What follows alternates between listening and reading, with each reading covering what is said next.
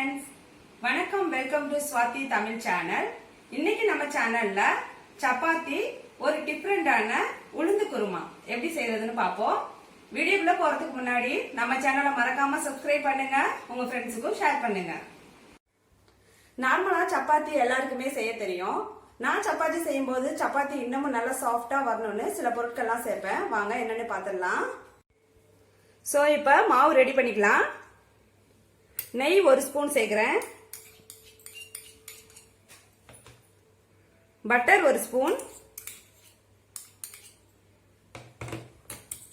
Sugar 1 spoon.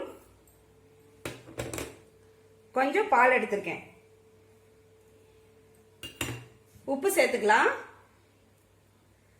தேவையான அளவு சேர்த்துக்கோங்க.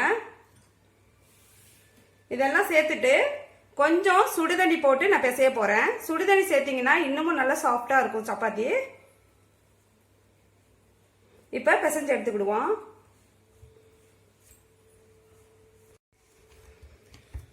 பிசையும் போது அப்பப்ப கொஞ்சம் கொஞ்சம் எண்ணெய் சேர்த்து நல்லா பிசைஞ்சுக்கோங்க. இது கூட பட்டர், நெய், சுகர்லாம் சேர்த்துருக்கிறதுனால சப்பாத்தி இன்னமும் நல்லா டேஸ்டா இருக்கும். மாவு ரெடி ஆயிடுச்சு. இப்ப இதை ஒரு ஈர துணி போட்டு மூடி வச்சுட்டு 1 hour இது அப்படியே இருக்கட்டும். அதுக்குள்ள நம்ம உளுந்து குருமா ரெடி பண்ணிடலாம். தேவையான பொருட்கள்: 50 கிராம் உளுந்து, 2 பெரிய வெங்காயம் நீட்டா கட் பண்ணி வச்சிருக்கேன், 5 பச்சை மிளகாய், 2 தக்காளி, 1 ஸ்பூன் ஜீரகம். ஃபர்ஸ்ட் உளுந்த வறுத்துடலாம். செவக்க வறுக்க தேவையில்லை, லைட்டா சூடு வந்தா போதும். உளுந்து வறுத்தாச்சு. இப்ப குக்கர்ல சேர்த்துப்போம்.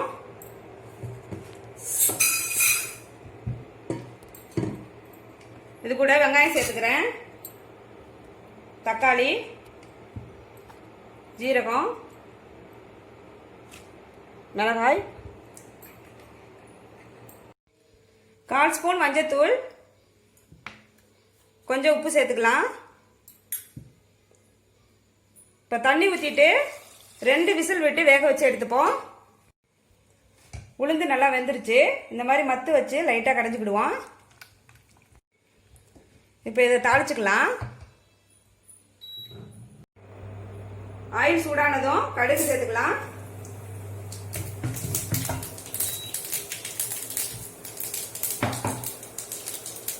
கொஞ்சம் ஜீரகம் சேர்த்துக்கிறேன். வெங்காயம் பொடிசா கட் பண்ணி வச்சிருக்கேன், இதையும் சேர்த்துக்கிறேன்.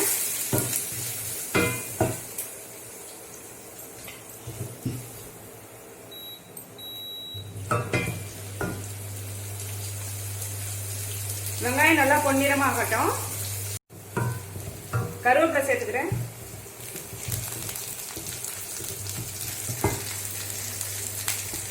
Garam masala powder 1/2 spoon.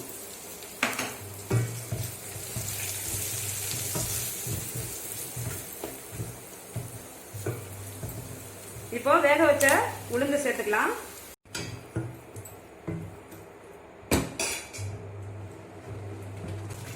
Salt கொஞ்சம் சேர்த்துக்கிறேன்.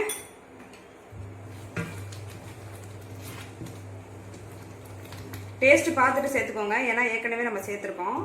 இப்போ கடைசியா மல்லி இலை போட்டுக்கலாம். இப்போ சப்பாத்தி ரெடி பண்ணிக்கலாம்.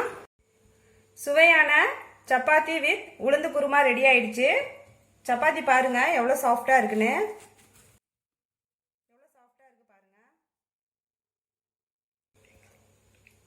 இதை உங்க வீட்லயும் ட்ரை பண்ணிட்டு மறக்காம கமெண்ட் பண்ணுங்க.